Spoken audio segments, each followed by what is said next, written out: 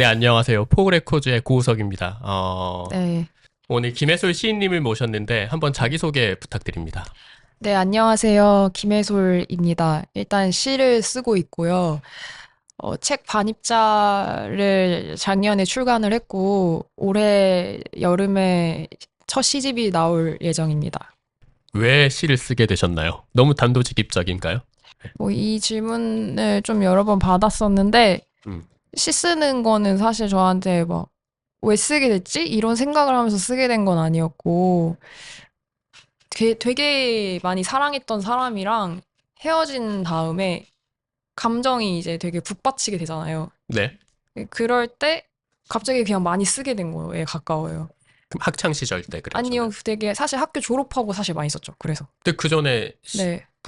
시를 네, 쓰려고 문예창작이긴 문예창작가까지. 했지만 네. 전 소설 전공이었고, 아, 맞네요, 맞네요. 네, 예. 소설 전공이었고, 그리고 그때도 시를 쓰라는 말을 많이 듣긴 했었어요. 음, 그냥 제 맘대로 썼는데 그게 시라고 말하는 사람들이 되게 많았어요. 음, 형식이나 이런 걸 별로 생각하지 않고 소설을 쓴다거나 이렇게 음, 했을 때 음, 근데 제가 이제 작정하고 이거는 좀 시야 이러면서 쓰기 시작했던 거는 음, 어떤 타자를 인지하게 됐을 때 음, 타인을 음. 약간 그쵸. 네. 사랑했던 사람이랑 헤어진 다음에 네 그랬던 것 같습니다. 감정이 터져 나오는 걸 어떤 방식으로 그러니까 예, 감정을 좀 이렇게 포착하는 음, 게 시의 그것이기도 하기 때문에 그렇죠. 감정이 좀 컸을 때 시를 좀 많이 쓰게 됐던 것 같아요. 그러면은 네. 그렇게 몇 년이나 이제 계속해서 작업을 해오신 건가요?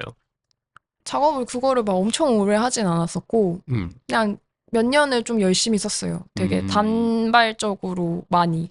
한 1, 2년을. 1, 2년을. 네. 그리고 뭐 수상한 거나 이런 것도 좀 말씀해 주세요. 왜 시를 계속, 아, 어떤 그것도 동기 중에 그쵸, 하나잖아요. 그쵸, 예. 그쵸. 그냥 이제 원고가 너무 많이 쌓여서, 음, 투고를 시작을 해야겠다는 생각을 한 것도 있었지만, 사실 음, 더 솔직하게 말씀을 드리자면, 음, 원래는 제가 이제 제도 바깥에서 하는 것들을 여러 가지를 시도를 많이 했었어요. 네네. 그리고 항상 어떤 학창 시절에 고등학생 때 음, 인문 고등학교를 다녔고, 음, 그러니까 전형적인 어떤 입시 교육을 받고 있었고, 음, 그때 공부를 좀 많이 열심히 했는데, 음, 어느 날 문득 이걸 대학 가서도 해야 되면은 너무 싫을 것 같은 거예요. 그래서 갑자기 가기가 싫어진 거죠. 근데 그래도 공부를 엄청 열심히 했기 때문에 너무 아깝기도 하고, 또 아예 대학을 안 가는 건 좀 그럴 것 같아서 그냥 어떻게 뭐 약간 울며 겨자 먹기로 수학 공부를 되게 좋아했는데 좀 하고 있었어요. 예술대학교의 존재를 알게 됐던 거죠. 예, 음, 제가 책을 또 되게 좋아했는데 제가 되게 좋아하는 소설을 쓴 사람이 거기 학교 교수라는 거예요. 네. 그래서 거기를 가야겠다고 생각을 하게 되면서 예술학교에 갔는데 기대감이 있었어요. 약간 네. 기존의 어떤 것과는 다를 것 같은? 음, 물론 달랐어요. 음, 하지만 이제 거기도 학교다 보니까 음, 그리고 어떤 집단이다 보니까 사회적인 어떤 제도나 이런 거는 또 다른 룰이 있었던 거예요. 그쵸. 네, 그러다 보니까 여기서 또 뭔가 해야 될 것 같은 것들이 생기는 거예요. 예를 들면 음, 대비나 이런 것도 사실 음, 마찬가지죠. 음, 연장선처럼 느껴지는 거죠. 음, 근데 그런 걸 계속 강요받는 느낌이 들다 보니까 음, 안 하고 싶다는 생각이 되게 많이 들었던 것 같고, 음, 그러면 그 바깥에서 어떻게 할 수 있을까를 생각하면서 제가 원래 되게 여러 가지 작업들을 했었거든요. 네. 그래서 제가 시도 쓰고 영상도 하고 이렇게 좀 하고 있는 게 많은 거예요. 이것저것을 음, 다 해보려고 했었던 거죠. 음. 사실은 채널 자체를 좀 많이 만들고 싶었던 것 같고, 아, 다양한 채널들. 네. 네. 제가 어떤 시스템 안에 들어가지 않아도 저 음, 혼자 구축을 좀 해서 음, 사람들이랑 좀 소통을 할 수 있었으면 좋겠다고 생각을 많이 했는데 그게 다행히 요즘 시대에는 좀 할 수 있는 일이잖아요. 예, 음, 그래서 좀 하려고 했던 건데 근데 문제가 있었던 게 이걸 하려면은 제가 자신을 너무 많이 소진시켜야 되는 거예요. 그쵸. 예, 자기 PR이나 이런 게 사실 엄청 잘해야 되는 거예요. 정말 음, 능구렁이처럼. 음, 근데 제가 또 그런 성격은 아닌 거예요. 음, 이제 그래서 20대 때 뭐 중반까지는 좀 그렇게 할 수 있었는데 후반 정도 되니까 음, 또 약간 그 어떤 좀 불안감이 생기기도 했고요. 음, 이제 나이가 앞자리가 3이 된다는 불안감. 이거는 음, 뭔가 약간, 그리고 제가 저 자신한테 약속한 게 있었거든요. 제가 20대 음? 때까지는 제 맘대로 살고, 근데 딱 3이 되면은 사회에 딱 순종해서 또 살아야지. 이런 게 이상한, 순종을 한다고요, 갑자기? 네, 갑자기 약간 그런 게 있었어요. 왜냐면 제가 중학교 때 되게 많이 저의 멋대로 살았었고, 근데 고등학생 때 또 딱 전부 다 그걸 그러니까 반작용으로 네. 그 전에 했던 제가 행동을 다 번복하고 되게 공부만 했었거든요. 음, 그래서 제가 20대 때 진짜 이제 좀 제 맘대로 하고 싶은 거 다 했으니까 음, 30대 때는 사람들이 나한테 맨날 하라고 강요했던 걸 하나씩 음. 해야겠다라고 생각을 했어요. 음. 그래서 그 중에 하나가 이제 투고였던 거거든요. 근데 요새는 좀 채널이 되게 다양해졌잖아요. 흔히 말해서 요새 작업하는 사람들이 유튜브, 뭐 인스타, 뭐 틱톡 이런 거 다 자기 채널에 참고로 뚫어놓잖아요. 근데 이게 되게 좋은 기능도 있지만 또 안 좋게 보이는 기능도 있는 것 같고 그런 것 같습니다. 사실 이게 검열이는 되게 안 좋은 거지만 뭐라 그럴까요? 난립하는 것들에 한 어떤 그런 안 좋음이 있을 때도 있고 그 난립하는 것들 속에 되게 좋은 게 반짝거리는 게 있을 수도 있고 저도 항상 헷갈리는 것 같아요. 음, 음, 그, 그쵸. 규칙을 지금은 만들어가는 단계인 것 같아요. 아직은 조금은 이제 뭐랄까요. 새로운 어떻게 보면은 플랫폼들인 거잖아요. 그쵸, 그쵸. 그래서 어느 정도의 규칙이 아직은 안 정해진 상태라고 생각하기도 하거든요, 저는. 음, 그러니까 이게 약간 과도기 상태? 그쵸. 근데 어. 뭐 인스타라고 하는 저는 그런 SNS는 뭐 저는 엄청 선호하진 않지만 이거는 어떤 특히 영상이나 혹은 사진에 특화된 매체인 것 같고 글쓰기는 어떻게 어떠한 방식으로 어떤 매체로 전달해야 되나 아직까지도 음, 저는 이제 종이 형태가 되게 좋은 것 맞아요. 같고 저도 그렇게 생각합니다. 결국엔 영화라는 것도 음, 결국엔 저는 영화관에서 틀어야 되는 것도 있다고 생각을 하거든요. 음, 집에서 볼 수 있는 것도 있지만 내가 영화관에 가서 나를 압도하는 사이즈와 어떤 음향으로 들을 때 오는 게 있고 그러니까 그게 한편으로는 되게 본질적인 요소이지 않았을까. 근데 지금 많이 바뀐 것 같고 그쵸? 지금 음, OTT 보죠. 음. 핸드폰으로 다 영상을 보고 사실 시 같은 것도 뭐 이렇게 핸드폰으로 보는 경우도 허다하고 그러니까 그게 어떤 그런 감도 때문에 오는 감정의 동요가 달라지지 않을까에 대한 걱정들도 있는 것 같습니다. 전 옛날 사람이어서 이런 이야기를 좀 하고 있는 것 네네. 같아요. 네.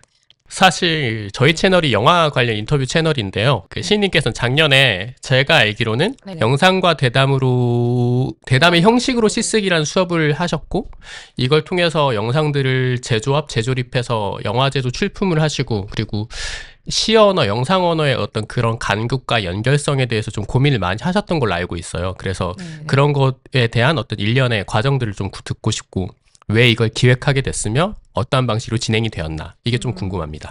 일단은 제가 강의를 하게 됐는데 네, 그게 이제 미디액트 영상 미디어 센터였던 거예요. 네네. 근데 그 강의 전적을 보니까 굉장히 오래전에 시 강의가 열리고 그 후에는 열리지 않았던 거예요. 사실 음, 몇 번 열렸었는데 음흠, 없어진 거죠. 음흠, 그 영상 미디어 센터의 특성상. 그래서 이 영상 미디어 센터에 오는 사람들도 좋아할 법한 커리큘럼을 좀 짜야겠다는 생각을 했었어요. 음, 근데 그때 마침 제가 이제 같이 좀 작업을 항상 하고 싶어 하고 좋아하는 이여로 작가님께서 네, 그 요나스 메카스의 영화 작가와의 대화라는 네, 그걸 이제 번역하신 걸 봤거든요. 음, 근데 원래 요나스 메카스를 너무 좋아하기도 음, 했었고, 음, 제가 항상 어떤 키워드를 잡을 때 음흠, 말이라는 거에 되게 포커스가 잡혀 있잖아요. 네네, 그래서 대화라는 형식, 이 음, 말이라는 형식에 대해서 한번 영상이랑 시를 묶어서 요나스 음, 메카스랑 엮어서 같이 얘기를 해보면 좋겠다라는 생각을 했었고, 네, 그때 이제 제가 강의 계획서에도 썼듯이 제가 이제 뭐 상대적으로 물론 제가 책이나 영화를 많이 안 보는 건 아니지만 네, 상대적으로 제가 이렇게 썼거든요. 저처럼 뭐 영화나 책을 많이 안 읽으면서 좋아한다고 말하는 사람도 드물 것 같습니다. 이렇게 썼는데 음, 근데 제가 그 누구보다 좀 더 보편적인 것보다 많이 해봤다고 생각하는 게 이제 대화인데 뭐 이러면서 강의 소개서를 썼었거든요. 저도 그 강의 네. 소개서를 보고 수업을 신청을 했죠. 네, 그래서 네, 네, 말씀하세요. 그런 어떤 말의 초월성, 음, 이런 거에 좀 집중을 하고 싶었고, 음, 동료를 좀 만나고 싶은 마음이 음, 음, 음, 컸고, 대화라는 것 자체가 음. 일방향이라기보다 좀 음, 쌍방으로 맺어야 되잖아요. 그쵸. 그러다 보니까 항상 친구에 대한 어떤 갈망 뭐 이런 게 있어서 또 그랬던 것 같아요. 그러니까 저도 이 수업을 참여를 했고 되게 재밌었어요. 저도 수업 강의 네네. 이 계획서를 보잖아요. 근데 이 사람은 뭐지? 이런 생각이 있었어요. 네네. 시인인데 유튜브를 하시는데 블로그도 하시고 그러는데 시 언어와 영상 언어에 대해서 고민이 있다. 네네네. 그러면서 요나스 메카스의 어떤 그 수업 요나스 메카스로 수업을 하겠다. 네네. 근데 어떤 수업을 할까? 저도 이제 선택할 때 고민을 하잖아요. 일단 신기해서 저는 신청을 한 거거든요. 네네. 근데 막상 들어보니까 되게 고민하는 지점도 되게 다양하고 크고 그리고 거기 있던 구성원들도 되게 좋은 사람이 많았던 것 같습니다. 네. 그러니까 저희가 나중에 이제 과정을 좀 더 진행하다가 나중엔 저희가 시 영상이란 표현을 좀 많이 썼던 것 같아요. 아, 그쵸, 그쵸. 그쵸? 네. 근데 시와 영상 아까도 계속했던 질문인데 이 두 가지가 어떻게 하나의 묶음으로서 이야기가 될 수 있나 이런 고민 지점들. 그러니까 영화라고 하면은 영화적인 어떤 맥락이 있었을 테고 영화는 사실 보여주는 일이잖아요. 네네. 무엇인가를 쇼잉하는 건데 시라고 하는 거는 사실 상상력을 자극한다고 생각을 해요. 표현이 네. 맞는지는 모르겠지만 더 정확하게는 시라는 거는 한 사람이 가진 세계를 보여주고 또 다른 읽는 이로 하여금 시가 세계를 열어준다는 생각도 좀 있거든요. 근데 세계를 열어준다는 게 내 상상계를 자극하는 것 중에 하나인데 근데 영화라는 거는 이게 상상보다는 직접적으로 즉각적으로 보여주는 게 강하니까 이런 두 차이가 아직도 궁금하고 어떻게 연결될 수 있나 번안이 어떻게 될 수 있나 음, 그런 과정들에 대해서 네네네. 이야기를 좀 해주시면 네. 좋을 것 같습니다. 사실 이거를 이제 무학산 영화제에서도 좀 비슷한 음, 대답을 했었는데, 그때 제가 이런 질문을 받았어요. 결국 이거는 영상에 더 가까운가요? 시에 더 음, 음. 가까운가요? 이런 질문을 받았을 때, 제가 들었던 생각이 영상에 더 가까운 것 같은 거예요. 네, 저희가 시 영상을 궁극적으로 만들었을 때. 네, 그래서 이게 어떤 제가 좀 더 생각해봐야 될 어떤 하나의 또 그런 거란 생각이 들긴 했거든요. 음, 음, 문제라는 음, 지금 워딩을 쓰려고 했는데 문제는 또 아닌 것 같아서 음, 문제일까? 음, 모르겠어요. 음, 근데 아무튼, 그러니까 영상이 가지고 있는 힘이 진짜 세가지고 음, 포섭을 정말 많이 해요. 타 장르에 대한 것들을. 그쵸. 근데, 그러니까 그래서 종합예술이라고 하잖아요. 네, 네. 그쵸. 근데 시도 되게 그런 음, 성질이 세요, 사실은. 네, 다 가져오려고 하는 성질이 또 있거든요. 음, 그래서 근데 시에서는 그거를 진짜 딱 음, 음, 말이라는 언어, 음, 음, 이걸로 하려고 하는 거고, 음, 영상은 좀 더 약간 다른 방식들이 음, 있다고 저는 좀 느꼈는데, 음, 근데 그래도 둘이 공통적으로 같이 가지고 있는 게 이제 말이라는 그런 특성이었던 것 같아요. 그쵸. 예, 약간 영화도, 원래 사실 초기 영화는 막 말을 하거나 이러진 않았잖아요. 그쵸, 연기도 그쵸. 없었고. 그쵸. 근데 말이 들어가면서 연기라는 어떤 것도 생기고 음, 이 영화라는 장르 자체의 스토리텔링이나 이런 것도 되게 중요해지고 한편으로는 뭐 이런 게 있었잖아요. 네, 근데 시라는 거는 애초에 약간 말로 좀 이루어진 장르이기도 하고 그쵸. 이러다 보니까 좀 붙는 지점이 음, 있었던 거죠. 네. 아예 떨어져 있는 느낌은 또 아니었던 거예요, 음, 저한테는. 음, 이게 말이 계속 초월을 할 수가 있다 이런 생각을 했고 시도 근데 또 궁극적으로는 말을 쓰긴 하는데 이 음. 말에서 좀 벗어나고 싶어하는 성질을 가지고 있다고 생각을 했거든요. 그렇죠. 어떤 네, 논리성이 있는 언어로서 전달되는 게 네, 네, 아니라 그걸 배제하고 전달되고자 하는 걸 네, 네. 하니까. 네. 그리고 시라는 것도 되게 사실 물질성이 강하단 말이에요. 네. 제가 이제 이 수업을 하면서 음, 항상 음, 했던 말이 음. 영상은 물질성이 너무 세잖아요. 그쵸. 근데 시는 물질성이 상대적으로 떨어진다고 느꼈어요, 음, 원래는. 음, 그러다 보니까 영상이랑 시를 붙였을 때 음, 영상화가 더 잘 되는 느낌이 드는 거예요. 결국에는 우리도 상영이라는 시스템을 선택했잖아요. 그쵸, 그쵸. 우리가 시낭독을 통해서 영상을 보여주기가 너무 어려웠던 거예요. 그쵸, 그쵸. 그렇기 때문에 작품 상영이라는 형식을 선택할 수밖에 없었는데 음, 요즘에 좀 다시 드는 생각은 음, 이 말이라는 것도 사실 물질 그 자체여가지고 음, 얘도 물성이 엄청나게 세다는 음, 생각을 좀 하고 음, 있어요. 그래서 지금 이거는 좀 생각을 좀 더 하고 있는 과정에 있다? 음. 이렇게 말씀을 드릴 수 있을 것 같아요. 그쵸. 일단 뭐, 음. 시 소재에 대해서 이야기를 해볼까요? 음, 어디서 어떻게 영감을 얻고, 이런 방식들? 시는 제가 생각했을 때 사진 찍는 거랑 엄청 비슷하거든요. 포착? 네. 그러니까 뭔가 예를 들면 어저께 엄마랑 이렇게 뒷산을 올라가다가 레이야, 레이야 이러면서 어떤 강아지를 애타게 찾는 할아버지 한 분을 봤어요. 아니, 이 녀석 어디 갔어? 어디 갔어? 막 이러는 거예요. 근데 이제 저희 엄마랑 어떻게 잃어버렸나 봐. 강아지 어떻게 막 이러고 있었어요. 근데 강아지가 그 옆에 두 마리가 더 있는 거예요. 다 목줄을 안 차고 있더라고요. 네. 그러니까 되게 자유롭게 강아지들을 산책시키시는 분이고 그래서 잠깐 지금 어디 간 거 같은 거죠. 한 마리가. 그래서 저희가 이제 엄마랑 저랑 갈 길을 또 갔어요. 근데 저 반대편에서 강아지 한 마리가 이렇게 오고 있는 거예요. 레이인 것 같은 거예요. 네. 그래서 어머 레이인가 봐. 저희가 다 이렇게 생각을 했어요. 엄마가 어떻게 레이야 너 저기서 찾고 있어. 레이야 빨리 가봐. 막 이러는 거예요.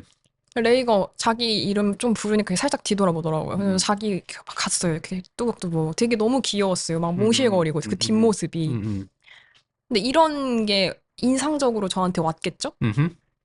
그리고 여기서 어떤 마음이 좀 생기는 느낌이 들 때가 있어요. 그러니까 어떤 인상이 와도 어떤 기분이나 마음이 안 들 수도 있는데 어떤 인상이 딱 왔을 때 뭔가 기억하고 싶다거나 혹은 여기서 뭔가 더 말하고 싶다거나 이럴 때가 있는데 그럴 때 시가 될 때가 많은 것 같아요. 혹은 굉장히 아까도 말했다시피 감정의 폭이 되게 진폭이 클 때 이 감정을 그대로 발화하고 싶지 않고 다른 걸로 만들고 싶을 때도 시가 되기도 해요. 예를 들면 그래서 굉장히 강한 악감정 같은 것도 저는 시가 되기도 하는 것 같아요. 왜냐면은 얘를 만약에 있는 그대로 발화하면 아 싫어 너무 싫고 막 어쩌고저쩌고 막 이렇게 되는데 그렇게 말하고 싶지 않을 때가 있잖아요. 다른 방식으로 말하고 싶을 때. 그러니까 이 마음을 다른 방식으로 이해하고 싶을 때 그럴 때 그럴 때 그러니까 예를 들면은 저는 이런 생각을 또 하는데 그리고 가장 이거 좀 너무 길어지고 있죠 지금. 아니요 괜찮아요. 네, 그러니까 소재를 물어봤는데 지금 아예 시 잡동법 자체를 얘기하고 있는 것 같은데. 근데 그것도 너무 재밌어요. 네. 근데 이런 거죠. 시가 될 때는 약간 그러니까 내 감정을 상대방도 느끼길 바라는 마음이 1차적으로 큰 것 같아요. 그러니까 그리고 그렇게 됐을 때 뭔가 굉장한 위안이 되는 거예요. 그냥 나한테도.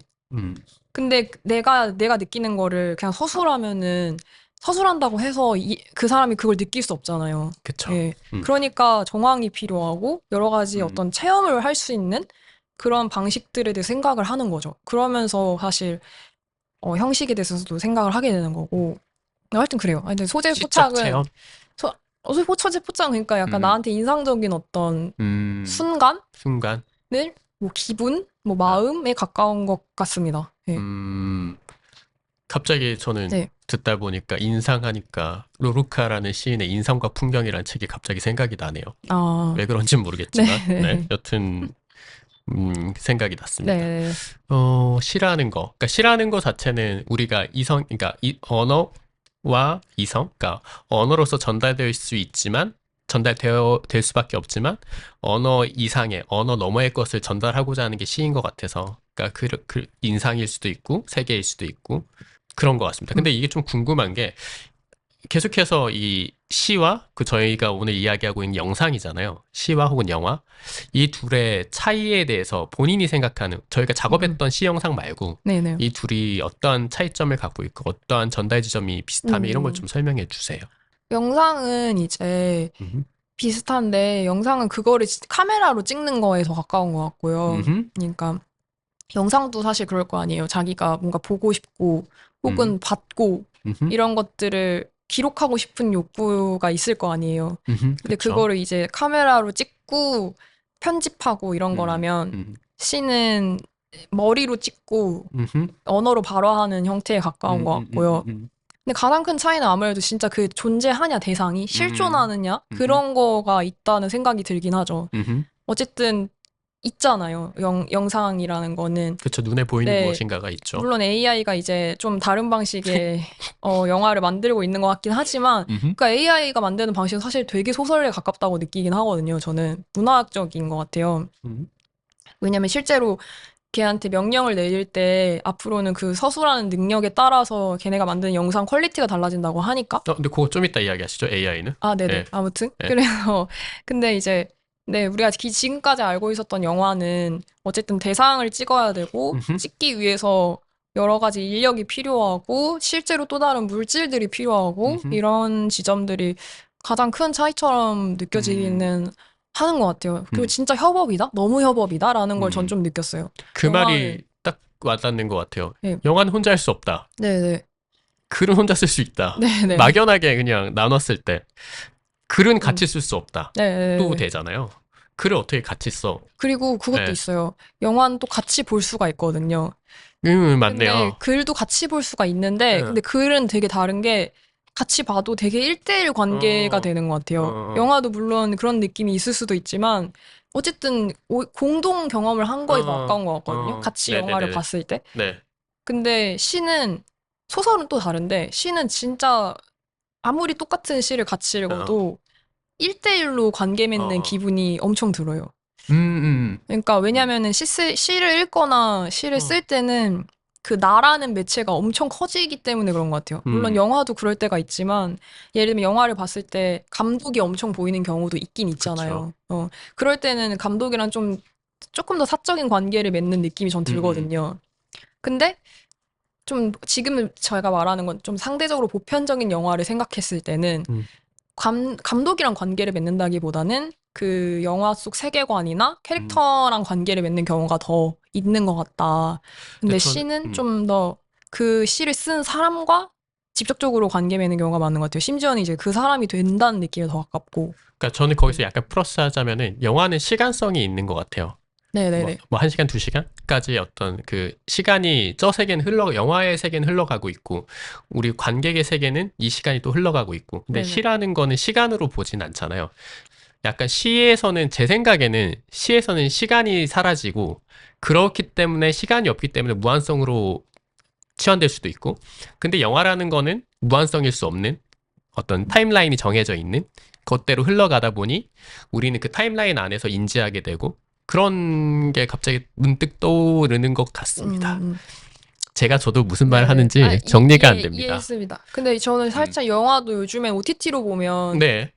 어느 정도 좀 개입해서 시간을 조절할 수 있게 된 것 같긴 하거든요. 네, 저 거기 또 하나 더 말씀드리면, 네. 저는 항상 하고 싶었던 것 중에 네.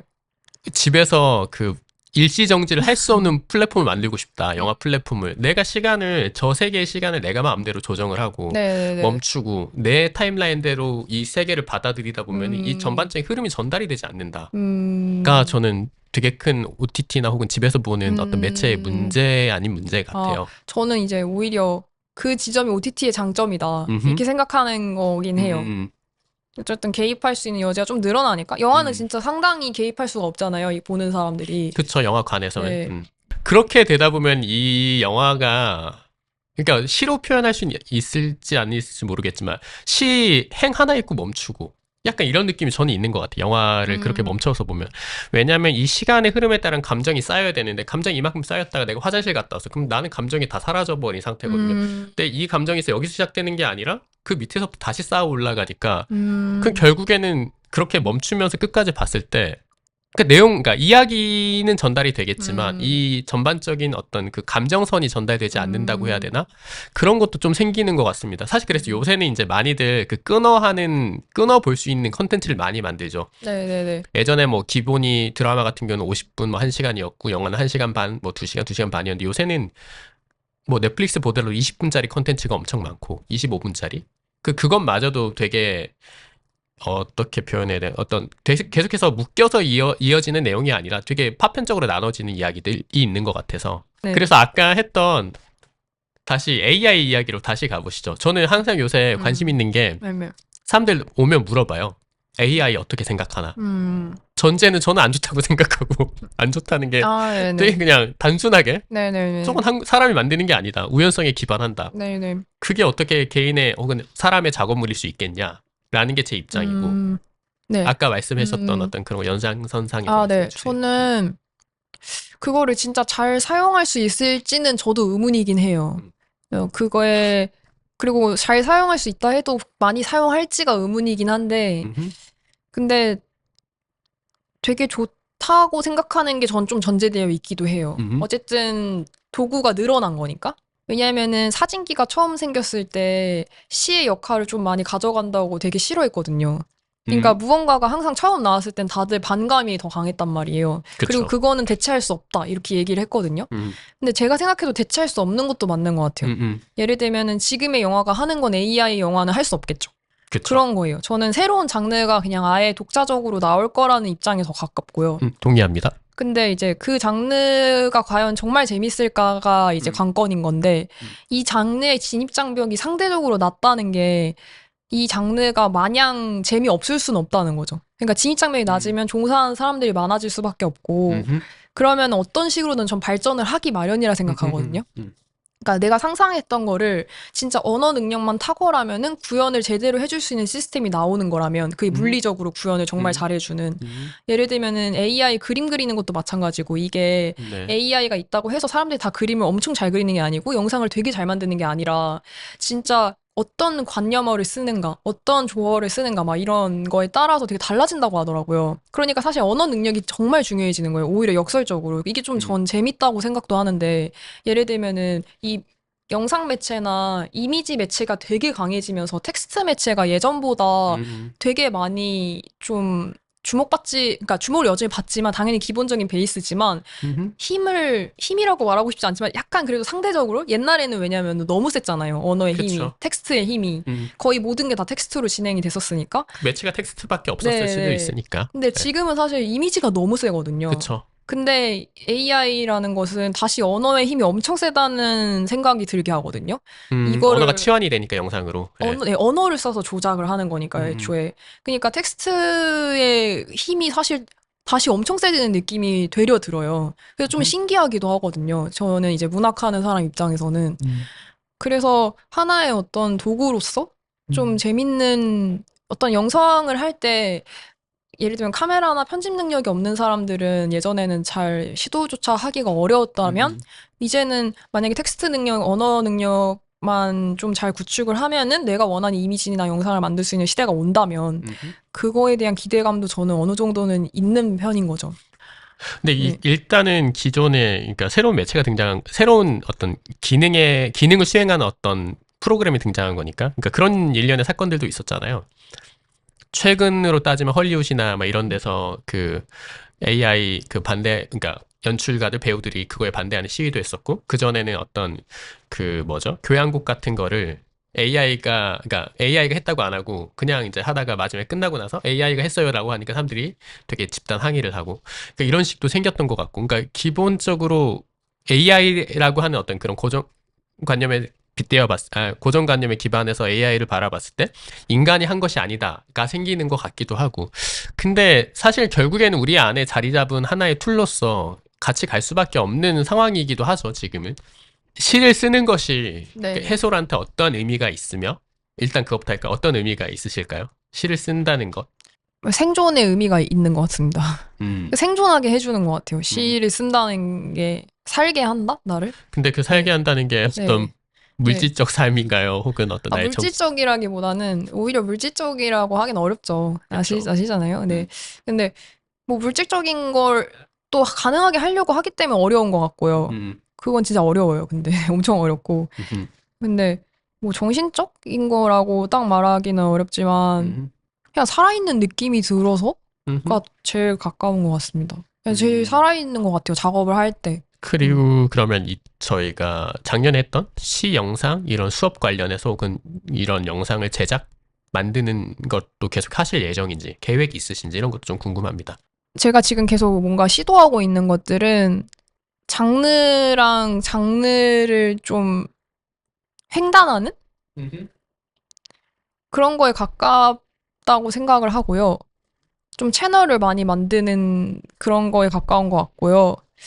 그리고 사실 저는 이거는 그냥 궁극적으로 제가 되고 싶은 거에 대해 생각을 했을 때 저는 항상 그냥 제가 되고 싶다고 생각을 많이 했었어요. 그러니까 뭐 장르가 김혜술 막 이런 거 있잖아요. 그렇게 얘기하는 사람들. 근데 그게 제가 궁극적으로 하고 싶었던 거기 때문에 제가 시도하고 있는 게 많은 것이기도 해요. 그러니까 시가 제일 좋은 거는 가장 편하고 가장 자유롭기 때문에 좋은 것이고요.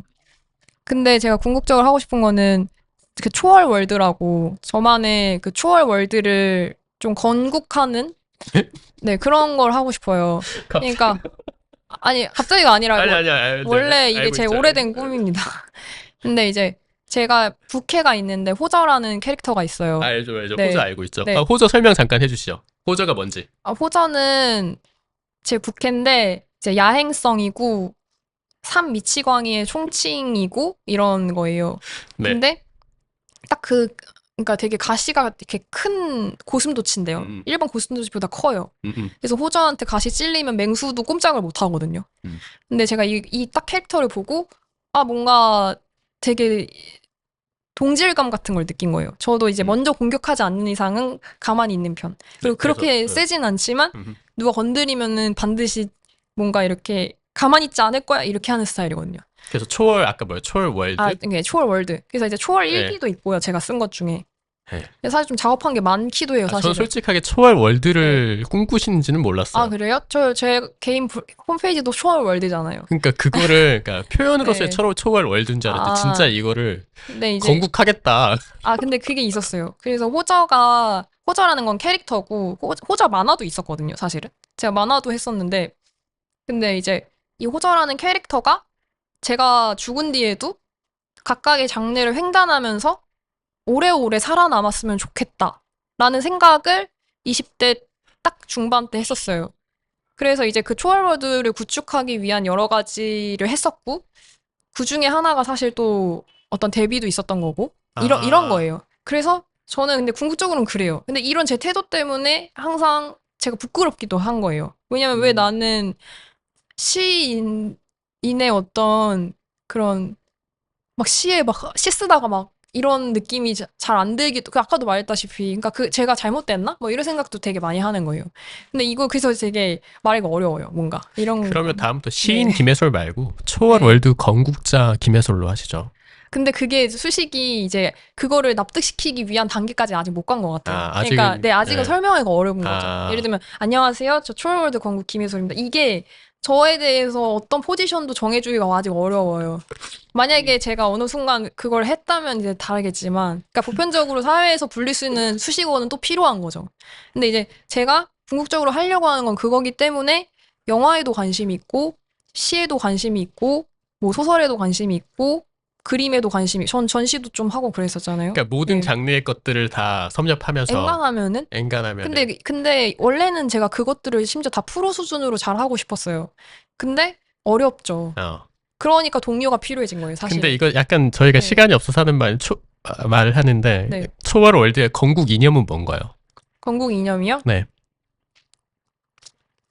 제가 어렸을 때 이누야샤라는 만화를 좋아했는데 네. 그게 시대를 초월하는 마음? 막 이런 거였어요. 네. 거기 주제곡 OST가. 음. 그러니까 진짜 초월하는 거예요. 시대를 초월하는 어떤 그러니까 마음 만약에 같은 거. 나의 어떤 네. 육신이 사라져도 이 초월 월드의 포전은 남아서 그쵸, 계속해서 그쵸. 그 삶을 살아가고 네, 거기서 계속 초월하고 횡단하고 네, 계속 하면서 사랑하고. 사실 사랑- 사랑이라고 할 수 있을 것 같아요. 사랑이 기반이었던 것 같아요. 뭔가 어렸을 때부터 천년여우 그 곤 사토시 영화 있잖아요. 예. 근데 그 영화를 보면 한 1000년 동안 그 뛰어넘으면서 시공간을 초월하면서 사랑을 하는 주인공이 나오는데 여자가 근데 그 역할을 맡은 거죠 정확히는 네. 진짜 천년을 뛰어넘는 게 아니라 배역이 연기를 하는 건데 마지막에 그런 내 모습이 좋아 이러면서 딱 끝나는데 제가 그걸 초등학교 때 봤는데 너무 충격적이었거든요. 그 너무 감동받고 아 맞아 이런 생각을 했어요. 그러니까 진짜 그 사람이 좋아서 그 사람을 쫓아가면서 천년 동안 막 그런 게 아니라 우주선을 딱 타면서 근데 왜 그렇게까지 하는 거야? 뭐 이런 식의 질문이었던 것 같은데 그냥 이런 내 모습이 좋아 이랬거든요. 결국에는 그러니까 자기 자신을 좋아하기 위해서 모든 것을 한다고 생각하기도 해요, 저는. 제가 싫어하는 행동을 안 하기 위해서 시를 쓰고 제가 저를 좋아하고 싶어서 뭐 시를 쓰고 이러는 거에 가까운 것 같고 궁극적으로 저를 만나고 싶고 이래서 물론 그 과정에서 또 사랑하는 사람도 만나면 너무 좋지만은 결국에는 좀 그런 게 아닐까라고 생각을 합니다. 되게 네. 좋은 말이네요. 이런 내가 좋아. 그리고 내가 네, 사랑하는 네. 사람들 만나기 위해서 이런 것들을 하고 있어. 가 되게 좋은 말인 것 같고. 네, 뭐, 저희가 시간이 그렇죠. 이제 네. 거의 다 돼서 네네네. 여기가 네. 망한 것 같습니다. 아니 괜찮고요. 다음에 네. 초월 월드에 대해서 사실 네, 이걸 네, 먼저 네. 이야기했으면은 그니까요. 모든 이야기를 다 날리고 초월 월드 건국에 대해서 제 1시간 정도 생각에는 이야기했으면 그- 재밌었겠다. 네, 그 영상 씨가 너무 그 랩 앞에 뭐가 없는 상황에서 말하기가 어려운 거예요. 아, 왜냐면은 그쵸, 그쵸. 네, 그 상영이라도 보고 얘기해야 되는데 GV 같은 그쵸. 거에서는 사실 가능한데 근데 아무튼 네. 그래서 이거 제생각했는데 망했어요. 그래서 저 이거 아, 망했다고 하지 마요. 진짜 망해요, 그러면. 통편집하는 게 나을 것 같아요. 제 느낌엔. 여기까지 하겠습니다. 지금까지 김혜솔 시인과 함께 했고요. 아, 네네. 그리고 다음에 더 재미난 이야기로 초월 월드 건국의 이야기와 네. 호저의 이야기로 그게 훨씬 좋을 것 같습니다. 다시 한번 오늘 하시죠. 원하지 않는 얘기를 너무 많이 해서 가슴이 아픕니다. 네, 여기까지 네, 하겠습니다. 알겠습니다. 감사합니다. 감사합니다.